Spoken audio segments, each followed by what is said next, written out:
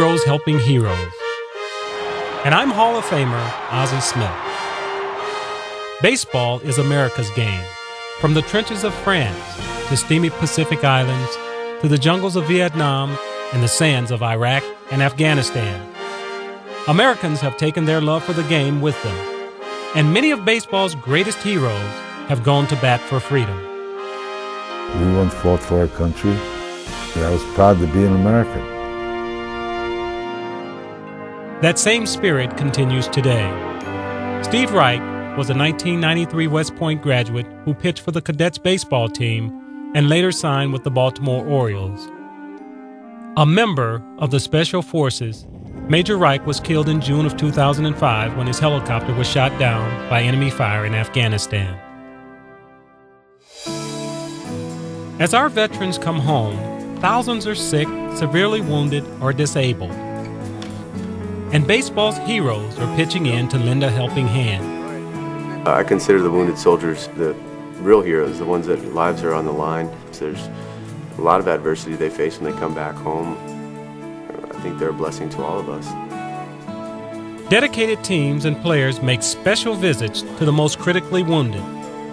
It takes a special person to serve our country. They're always heroes, always in my heart, and it should be in every American's heart. Just by going and visit them, it's just one little thing that I can do. It's really a very humbling experience, and just to go and spend a couple hours with these soldiers was very eye-opening. And one of the soldiers told me that you can take my leg away, but you can't take my spirit away.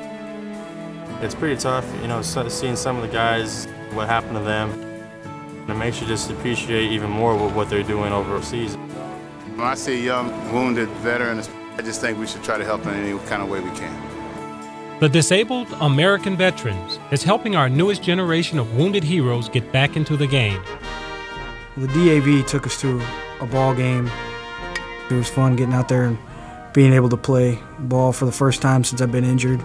Playing ball, missing my hand, definitely was a new adventure. I wasn't going to let it get me down.